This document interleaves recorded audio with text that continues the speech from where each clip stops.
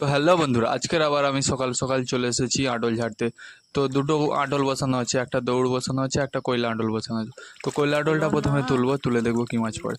তো কয়লা আটল তুলে দেখছি একটা ট্যাংরা মাছ, ল্যাঠা মাছ আর চিংড়ি মাছ পড়েছে। চিংড়ি মাছটা হচ্ছে কি গলদা চিংড়ির বাচ্চা। এটা পুকুরে ছেড়ে রাখলে পরে বড় হবে 100 গ্রাম থেকে 150 গ্রাম, যেগুলো মালাইকারি করে খাওয়া হয়। তো তারপরে আমি এই আটলটা দৌড়টা তোলার জন্য প্রস্তুত হচ্ছি। ঘাস ফাস দেওয়া আছে, আটল বাঁধা আছে। আমি ততক্ষণে আটলটা তুলি, তোমরা ততক্ষণ চ্যানেলটা সাবস্ক্রাইব করে রেখো। মাছ আমার ধরার চ্যানেল ভিডিও, জাল ফেলা ভিডিও, এইসব ভিডিও আমার চ্যানেলে প্রতিনিয়ত আসে। তো তোমরা চ্যানেলটি সাবস্ক্রাইব করে রেখো, তখন আমি জাল আটলটা তুলি। আটলটা এই নেটের গায়ে বেঁধে গেছে, এই জন্য তুলতে একটু অসুবিধা হচ্ছে। বেশি টানা হাজরা করলে আটলটা আবার ভেঙে যাবে, তখন আবার মাছগুলো গলে চলে। তো আটলটা তুলে দেখছি এতে পার্শে মাছ পড়েছে, ট্যাংরা মাছও পড়েছে। দুটো তিনটে পার্শে মাছ আর দুটো তিনটে ট্যাংরা মাছ পড়েছে এই আটলে। দেখতে পাচ্ছি একটা পাকাল মাছও পড়েছে আটলে, ট্যাংরা মাছ তো পড়েছে।